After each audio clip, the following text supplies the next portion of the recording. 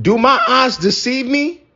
Do my eyes deceive me? Or am I seeing members of the working class choosing the likes of Lucian Grange, UMG, Spotify, billionaires, multi-billion-dollar companies over a worker simply because they can't stand the guts of said worker and also because they love Kendrick Lamar? Okay, Drake and his team are suing Spotify and UMG over claims that UMG and Spotify inflated, bodied Kendrick Lamar's Not Like Us. Now, here's why I'm with you, though, from some rap shit, right? I can understand that if you don't read the entire article and you just look at the headline and you hear lawsuit, diss record could sound corny. In fact, the ulterior motive here of, the sting of what Not Like Us probably doing to Drake, if that's the only motive he has there to sue UMG and Spotify, I'm going to call a spade a spade. But in terms of what's happening here, when you actually read the article, I'm sorry, guys. My brain is not wired like that. I'm sorry. I cannot go and do Lucian Grange's PR work for him. Sorry, I apologize, but let's get into the article. All right, article is from Billboard, okay? Headline next in a legal petition. The Star's company is accusing UMG and Spotify of serious wrongdoing, a stunning twist months after this high-profile feud, right? So it's him, but it's his company. Let's get into it. Okay, so on November 25th in Manhattan, Drake's Frozen Moment LLC accused UMG of launching a legal scheme. You know what's funny? I thought that would say like OVO or something, but I actually looked that up. Frozen Moments LLC is something that a company he's created since 2009, is intertwined in his business dealings. So I don't know, maybe a little bait and switch there. But anyway, involving bots, payola, and other methods to pump up Lamar's song, a track that savagely attacked Drake amid an ongoing feud between the two stars. Okay, now I do want to preface my statement saying I've been outside. I've seen what Not Like Us has done. I think that song has done pretty well without any bots, right? That's my personal opinion. What it may have done without maybe what Drake is accusing UMG of doing here, that's a whole nother conversation. But I've seen that song live. It works, right? But anyway, they say UMD did not rely on chance. It instead launched a campaign to manipulate and saturate the streaming services and airwaves. The attorneys are accusing UMG of violating the RICO Act, a federal statute often used in criminal cases against organized crime. They allege deceptive business practices and false advertising under New York state law. It's very interesting. A little while back when 100 Gigs came out, right, I was talking to you guys. I said, hey, listen, this 100 Gig thing, this UMG, kind of striking down some of those songs off the burner. I knew something was up, and I speculated it. And one of you goofs, I don't remember your username, after I guess the song went up on streaming, you wrote me a soliloquy, a poem in one of my comments attacking me. You're an idiot. You don't know nothing. And I said, yo, I think something is there. But anyway, let's move on. Where they talk about how these two gentlemen, Drake and Kendrick Lamar, are under the same UMG umbrella, right? It says the court filings are a remarkable twist in the beef, right? That such a dispute would spill into business litigation seemed almost unthinkable in the world of hip hop. Now, this part I agree with as far as whoever wrote this article. This is good, right? In terms of Drake has got to understand, and I would tell him this straight up, and his team, and I don't know, maybe we'll move into a different world. When motherfuckers hear, on a PR standpoint, when they hear lawsuit, beef records, you ain't going to win that battle because a lot of people not going to do this. They're not going to be reading, right? But then we get to the point where it also represents a stunning rift between Drake and UMG, what I've been speaking to, right? And I really want to continue with the article, but I want to keep going on this part, right?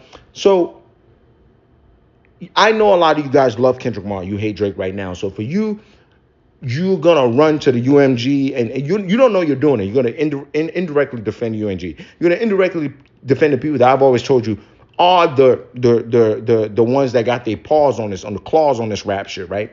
But for me, I feel some type of way in the terms that we're being used as pawns, and these two guys are going to be used as pawns, right? So for Kendrick Lamar, I think he made a great diss song. I think the diss song was effective. On top of the other diss songs, if I'm Kendrick Lamar and let's say I had nothing to do with this. Remember when we talked about Kendrick and the bots? We said, I don't think Kendrick got something to do with it. I think it could be the team. When academics and Joe Budden was speculating on that. If I'm Kendrick Lamar, I don't want you botting my shit. Because what you're doing is you're using me, right? You're using me in this sort of rift that you maybe have going on with Drake. There's speculations about Drake maybe trying to go independent, re-up on his contract So don't use me. Don't use my records. I'm warring. I'm squabbling. Let us go ahead on, right? And it speaks to that. It says, Lamar, meanwhile, has also spent his entire career associated with UMG, first through the TDE imprint, which is distributed by Interscope, and more recently through his own company, PG Lang, which he licenses through Interscope. Remember, Interscope is under the Universal Music Group. In technical terms, Monday filing is not yet a full lawsuit, but so-called pre-action petition, a procedure under New York law that aims to secure information before filing a lawsuit. So I find that interesting, right? Technically, again, headlines can be misleading. It's not technically been filed yet, but okay, whatever. Let's move on. So now they're telling you how this sort of botting happened, right? Drake's attorney claimed that UMG carried out a scheme in different ways, including charging Spotify vastly reduced licensing rates in exchange for the streamer recommending the songs to users who had searched for unrelated songs and artists. That's kind of crazy. So they had a wink with Spotify about reduced licensing rates. Okay, interesting. To let people put it on their streaming playlist. I'm guessing that's what they're saying there. Or recommendations. Okay. Not playlists. Okay, in exchange for the streamer recommending this. Okay, so for streamers. Oh, okay. Listen, that's what I'm saying. You got, because I read it the first time. I'm like, wait, no, that wasn't about playlists. They were charging reduced licensing rates in exchange for the streamers, the regular old streamers that we see recommending the songs to users. Okay. They also claim UMG paid influencers to boost the songs on social media. I don't really see a problem with that. The one I see a problem with is hiring armies of bots to fraudulently spike the numbers. Now, if I'm Drake, I don't know if that lawsuit is a RICO. Isn't that like a conflict of interest or something like that? Again, we're new to this world in rap beef, right? Like, from what I know, 50 Cent was signed to Interscope. I don't know what Ja's. I don't know if Ja was under Universal.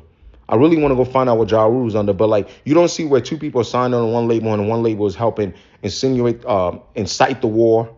Interesting. This is interesting. UMG conspired with and paid currently unknown parties to use bots to artificially inflate the spread of Not Like Us and deceive consumers into believing the song was more popular than it really was. Again, that one I have a problem with, dog. Y'all remember when I was in DR? They was planning a wedding, but some people argue, hey, no, botting a song can make it more popular. Okay. And another particular eye-catching claim, the petition claims that UMG paid Apple. So now we're not talking about Spotify here. We're talking Apple to have its voice assistant feature Siri purposely misdirect users to Kendrick's song. I saw some of y'all saying that on TikToks a little while back. Now, that's funny because Apple is not named as a respondent in this petition or accused of any legal wrongdoing. So I'm guessing Drake and his team might be trying to save and salvage that relationship with Apple. That's weird. That one feels like a stretch for me. But anyway, now we ask the question, same in the article. Why would UMG choose to aggressively boost Lamar's songs? Drake's lawyer says it was partially because of the internal corporate dynamics at UMG and Interscope, where financial incentives for executives are largely based on a specific UMG division rather than the performance of UMG more generally. Now, I like this, and this is what I mean. A lot of you guys not going to read the article. You're telling me so to argue against Drake and his team, like, okay, that don't make no sense. If y'all all under the same umbrella, I speculated on independence. I speculated on leverage on a deal. Drake's team is saying, yeah, that too, but wait, Interscope separate division, executives over there, they got an incentive for Not Like Us to do well. But that incentive doesn't necessarily mean it covers the whole UMG. Does that make sense? Okay, anyway, UMG schemes were motivated, at least in part, by the desire of executives at Interscope to maximize their own profits, Drake attorney writes. Okay, cool. And anyway, in closing here, this is the craziest part. We probably could have even start with this. Basically, Drake's attorney is saying they raised the issue with UMG, right, before heading to court. To the contrary, he claims UMG has actively tried to conceal his wrongdoing, including by firing staffers perceived as having loyalty to Drake. Okay, Drake is reportedly sought to engage UMG in discussions to resolve this conflict. Instead, they pointed the finger at Kendrick Lamar and insisted that Drake should sue the rival rather than the label. He claims that UMG told him that the label would sue Lamar if Drake ended up filing his own lawsuit. If that last part is true, that's nasty. And also, if you think the internet doesn't know how to handle this one well, Drake, imagine if you had sued Kendrick Lamar. This would go completely terrible. Hey, listen, like I said in the beginning, there's no way you about to get me to sit here and give me any chummy up for UMG, Interscope, Spotify, Apple. I'm sorry, right? And if Drake was arguing against one of y'all, you're the working class, he's a millionaire, I would look to you first, okay? That's just how, hey, shout out to Carl Max. This is interesting stuff.